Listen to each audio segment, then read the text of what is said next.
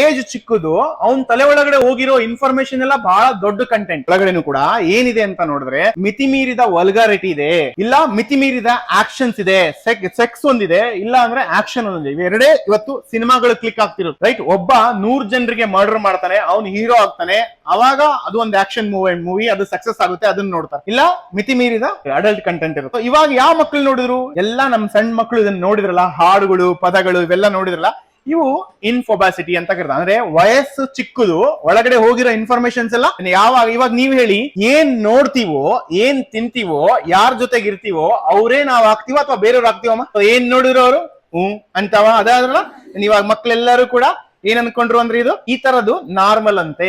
ಅವ್ರ ಮೈಂಡ್ ಬಂದಿರೋದೇನು ಈ ತರದೆಲ್ಲ ನಾರ್ಮಲ್ ಅಂತೆ, ರೀಲ್ಸ್ ನಾರ್ಮಲ್ ಅಂತೆ. ಹುಡ್ರು ಇವಾಗ ನೋಡಿ 8 ವರ್ಷ 9 ವರ್ಷ ಏನ್ ಮಾಡ್ತಾರೆ ಗೊತ್ತಾ? ಬಾ ಒಂದ್ ರೀಲ್ಸ್ ಮಾಡೋಣ, ಬೇಗ ಒಂದ್ ರೀಲ್ಸ್ ಮಾಡೋಣ. ನಾರ್ಮಲ್ ನೋಡಿರೋದೇ ಅದು. ಇದೇ ಬದುಕು, ಇದೇ ಜಗತ್ತು.